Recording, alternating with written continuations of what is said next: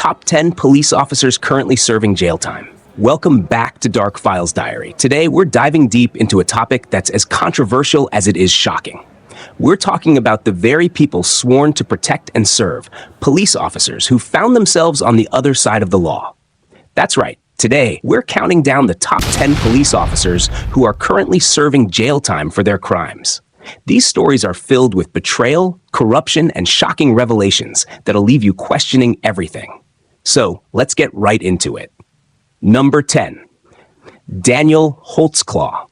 Starting off our list at number 10 is Daniel Holtzclaw, a former Oklahoma City police officer who was sentenced to 263 years in prison. Holtzclaw was convicted in 2015 of 18 counts of sexual assault, including rape and sexual battery, against at least 8 women. His victims were often women of color from low-income neighborhoods, and he targeted them while on duty, exploiting his position of power. Holtzclaw's trial drew widespread media attention, and his sentencing marked one of the longest ever for an officer convicted of sexual assault. His case has sparked important discussions about police misconduct, race, and the abuse of authority. Number 9. Drew Peterson. At number 9, we have Drew Peterson, a former police sergeant from Bolingbrook, Illinois. Peterson was sentenced to 38 years in prison for the murder of his third wife, Kathleen Savio, in 2004. Initially ruled an accidental drowning, Savio's death was reinvestigated after Peterson's fourth wife, Stacey Ann Kalis, disappeared in 2007. Peterson's behavior raised suspicions, and he was eventually found guilty of orchestrating Savio's murder to look like an accident. In 2016, Peterson was given an additional 40-year sentence for attempting to hire a hitman to kill the prosecutor in his murder trial, ensuring he will likely spend the rest of his life behind bars. Number 8. Joseph DeAngelo. Coming in at number 8 is Joseph DeAngelo, also known as the Golden State Killer. Before his arrest, DeAngelo served as a police officer in California during the 1970s. DeAngelo was convicted of committing at least 13 murders, 50 rapes, and over 120 burglaries across California. For decades, he eluded capture, terrorizing the state with his heinous crimes. In 2018, DNA evidence linked him to the crimes, leading to his arrest. DeAngelo's case brought to light the extent of his double life as a trusted officer by day and a brutal predator by night. He was sentenced to life in prison without the possibility of parole in 2020. Number 7. Michael Slager. At number 7, we have Michael Slager, a former police officer from North Charleston, South Carolina. Slager is serving a 20-year prison sentence for the fatal shooting of Walter Scott, an unarmed black man, in 2015.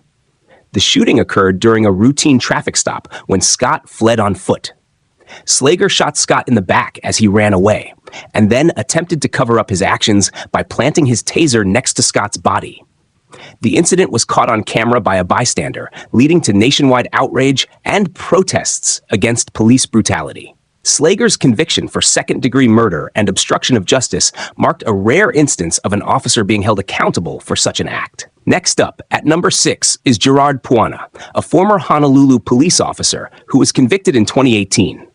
Puana was found guilty of conspiracy to defraud the government, theft, and evidence tampering in a corruption scandal involving his family. The case involved the misuse of law enforcement resources to frame a relative, resulting in Puana being sentenced to 40 months in federal prison. The scandal exposed deep-seated corruption within the Honolulu Police Department and led to further investigations into police misconduct and abuse of power. Puana's case is a reminder that corruption can reach even those who are sworn to uphold the law. Number 5. Ray Tensing. Halfway through our list, at number 5, is Ray Tensing, a former University of Cincinnati police officer. In 2015, Tensing was involved in the fatal shooting of Samuel Dubose, an unarmed black man, during a traffic stop for a missing license plate. Tensing claimed he was being dragged by Dubose's car and fired his weapon in self-defense. However, body camera footage contradicted his account, showing that Tensing had fired within seconds of initiating the stop. Although 2 trials ended in hung juries, Tensing ultimately reached a settlement and was sentenced to 5 years probation, with the terms including his resignation from the police force and the surrender of his police certification. Number 4, Keith Foster. At number 4 is Keith Foster, a former deputy chief with the Fresno Police Department in California. Foster was sentenced to 4 years in prison in 2016 for drug trafficking charges. He was found guilty of conspiring to distribute heroin, marijuana, and oxycodone. As a high-ranking officer, Foster's involvement in drug trafficking was a shocking breach of trust and highlighted the issues of corruption and criminal behavior within law enforcement. His case served as a stark reminder that those in positions of power are not immune to the temptations of crime. Number 3, Guilherme Longo. Moving into the top 3, at number 3 is Guilherme Longo, a former Brazilian police officer sentenced to 31 years in prison for the murder of his 3-year-old stepson, Joaquim Ponte. Longo and his wife were charged after Joaquim was found dead in a river. The case shocked Brazil, and Longo's behavior during the investigation, attempting to cover up the crime and manipulate evidence, only added to the public's outrage. His sentencing underscored the grave betrayal of public trust when a police officer is involved in such a heinous crime.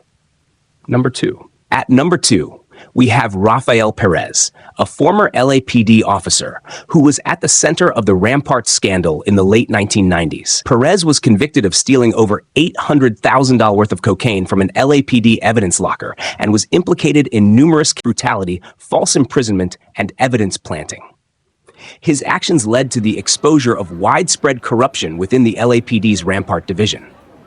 Perez was sentenced to 5 years in prison, but served only a portion of his sentence due to a plea deal in exchange for his testimony against other corrupt officers. His case remains one of the most significant examples of police corruption in U.S. history. Number 1, John Burge. And finally, at number 1, we have John Burge, a former Chicago Police Department detective. Burge was convicted in 2010 for perjury and obstruction of justice related to his involvement in the torture of suspects to extract confessions from the 1970s to the 1990s. It is believed that Burge and his officers tortured over 100 suspects using methods such as suffocation and beatings. Burge's actions led to numerous wrongful convictions and sparked a massive scandal in Chicago. He was sentenced to 4.5 years in prison and was released in 2014.